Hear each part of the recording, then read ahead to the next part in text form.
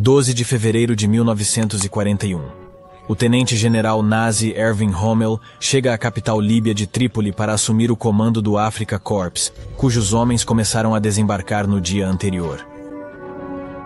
São ele e os 30.000 soldados do Afrika Korps que devem reverter a situação no campo de batalha do norte de África durante a Segunda Guerra Mundial. Erwin Rommel, um dos favoritos de Adolf Hitler, já vinha em ascensão há algum tempo, mas será em África que irá destacar-se completamente. Ele tornar-se-á uma verdadeira estrela militar, um dos estrategas mais ousados da história e o queridinho dos alemães, apelidado The Desert Fox, Raposa do Deserto. Mas ele também ganhará grande respeito entre os aliados ocidentais. Chega mesmo a aparecer na capa da revista Time, mas não permanecerá em destaque por muito tempo. Em apenas 3 anos, os acontecimentos tomam um rumo trágico, como algo saído de uma antiga tragédia.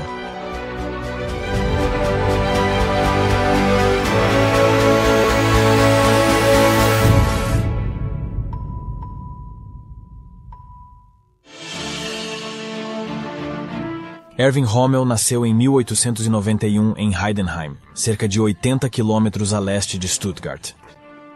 Ao contrário da maioria dos generais da Wehrmacht, ele não vinha de uma família aristocrática rica. Era filho de um professor e teve que conquistar tudo por conta própria. Mas ele tinha uma visão clara do futuro desde o início. Aos 19 anos, ingressa na escola militar e, aos 23, começa a Primeira Guerra Mundial, onde ele comanda um corpo de infantaria com bravura incrível. A sua marca registrada é um ataque incansável, acompanhado de manobras estratégicas surpreendentes. Ele lidera os seus homens nas batalhas e torna-se tão popular que acaba por receber a mais alta condecoração militar alemã e termina a guerra com o posto de capitão. Na era do pós-guerra, ele é um homem casado. Em 1916, casa-se com Lucia Maria Mollen em Danzig, e 12 anos depois nasce o seu único filho, Manfred. Erwin continua a servir no exército e, tal como o seu pai, ensina em escolas militares em Dresden ou Potsdam, onde também publica suas memórias Infantry Attacks. É um best-seller que até o chanceler Adolf Hitler lê com interesse. A simpatia é mútua. Embora Rommel nunca se junte ao partido nazi e não se preocupe com a sua ideologia, ele acolhe a ascensão de Hitler ao poder como uma forma de restaurar o orgulho alemão e, possivelmente, o início de outra guerra.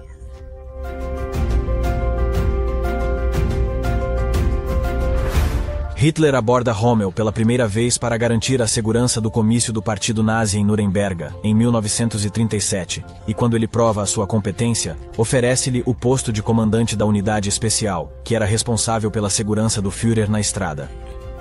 A primeira tarefa de Rommel é a viagem de Hitler aos Sudetos ocupados em outubro de 1938. Quando começa a ocupação de todo o território da Boêmia e Morávia, em março de 1939, Rommel acompanha Hitler e aconselha-o a ir em triunfo ao Castelo de Praga e declarar um protetorado sobre a Boêmia e Morávia.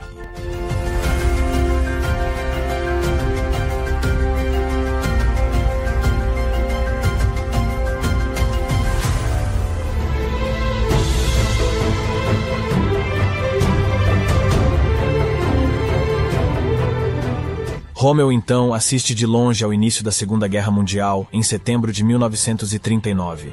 Ele fica fascinado com a rapidez com que os tanques alemães ocupam grande parte da Polônia. Depois de comandar infantaria durante toda a sua vida, ele convence Hitler a colocá-lo no comando de uma divisão Panzer para a próxima operação.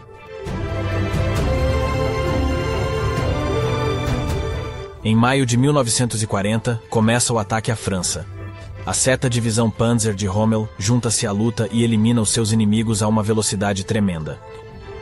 Isso causa o caos.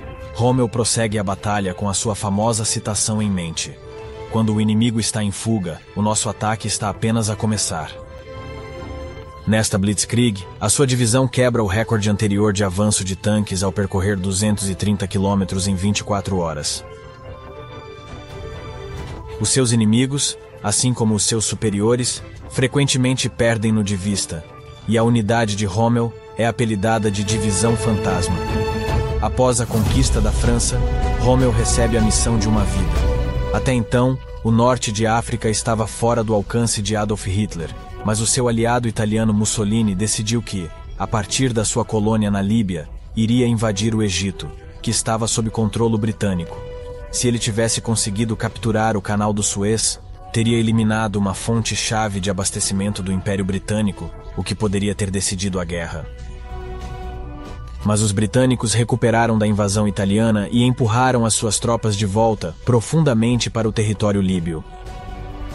Nesse momento, Hitler decide enviar um único corpo de exército para ajudar os italianos, com um novo tenente-general, Erwin Rommel, no comando.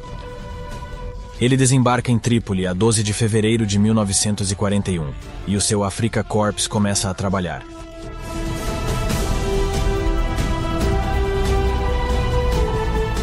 Os desertos do norte de África são um sonho para Rommel.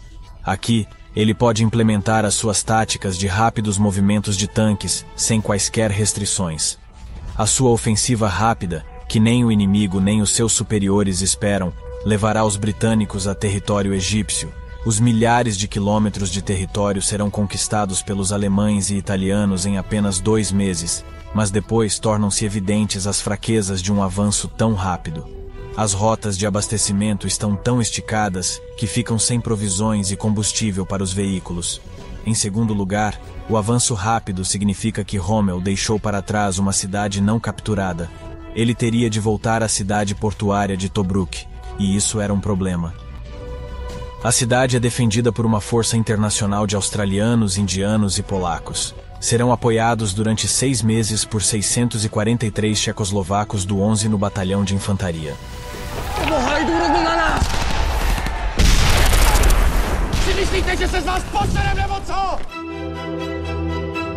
Eventualmente, serão necessários 400 dias para que Tobruk se renda.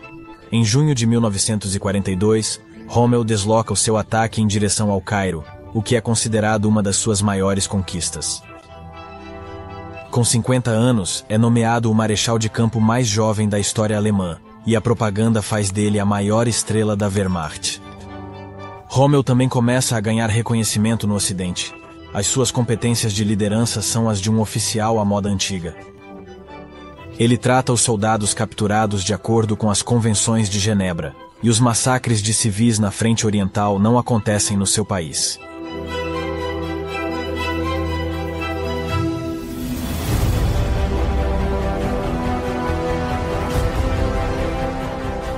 A sua sorte começa a mudar, no entanto, no outono de 1942, quando os americanos começam a ajudar os britânicos. A princípio, enviam novos tanques e, eventualmente, tomam a iniciativa por conta própria, na Argélia e em Marrocos, com a sua primeira operação deste lado do Atlântico durante a Segunda Guerra Mundial. Rommel embarca numa das mais longas e, supostamente, melhor executadas retiradas da história, quando retira o restante das suas tropas do Egito para a Tunísia, onde acredita que pode defender-se melhor contra os adversários que se aproximam. Mas há um problema. Fica claro para ele que não haverá ajuda, e ele pede a Hitler para permitir a evacuação do restante das suas tropas para a Europa. Mas Hitler nunca permite a retirada. Ele manda Rommel embora e deixa o Afrika Korps lutar uma batalha inútil, que termina em maio de 1943 com a rendição aos aliados. Este é o fim da aventura nazi no norte de África.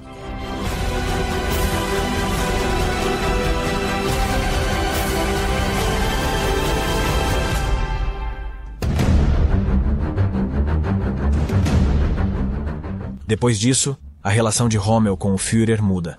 A sua próxima missão só irá confirmar isso. No outono de 1943, ele recebe a tarefa de inspecionar a Muralha do Atlântico contra uma possível invasão aliada da Europa. Ele será um dos comandantes das defesas alemãs. No entanto, ele não concorda com Hitler, e a solução é, no final das contas, meio improvisada e disfuncional. No dia D, em 6 de junho de 1944, Rommel nem sequer está lá. Ele e o seu Estado-Maior avaliaram que uma invasão seria impossível devido a uma previsão de mau tempo, e ele foi para a Alemanha celebrar o aniversário da sua esposa. Quando retorna apressadamente à França, tem de tentar salvar a situação, mas tudo está a desmoronar-se. Em 15 de julho, Rommel escreve uma carta a Hitler, dando-lhe uma última oportunidade de terminar as hostilidades com os aliados ocidentais, apelando para que Hitler faça uma paz separada. Em 17 de julho de 1944, Rommel é incapacitado por um ataque aéreo aliado, ficando gravemente ferido na cabeça.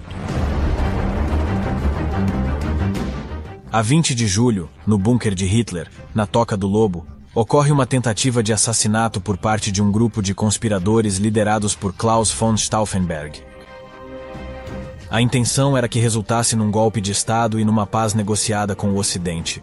Mas Hitler sobrevive e começa a eliminar todos os conspiradores sem piedade. Após intensos interrogatórios, o nome de Rommel também será mencionado.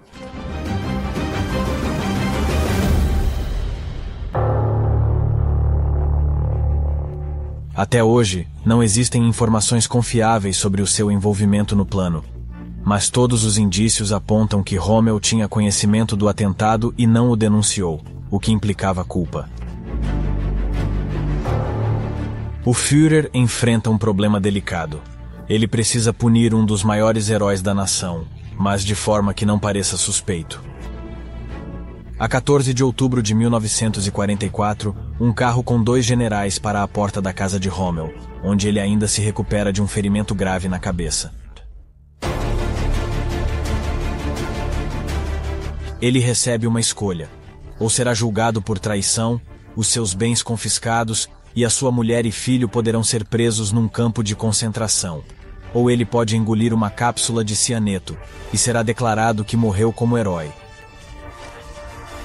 Será organizado um funeral de Estado para ele e a sua família receberá uma pensão vitalícia.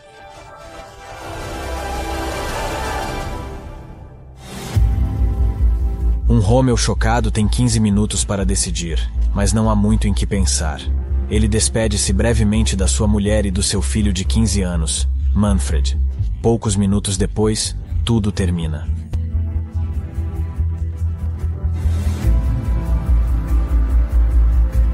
E assim termina a carreira de um homem que, metaforicamente falando, embarcou no comboio de Hitler, viajou na sua carruagem de luxo, apenas para descobrir que não havia como sair.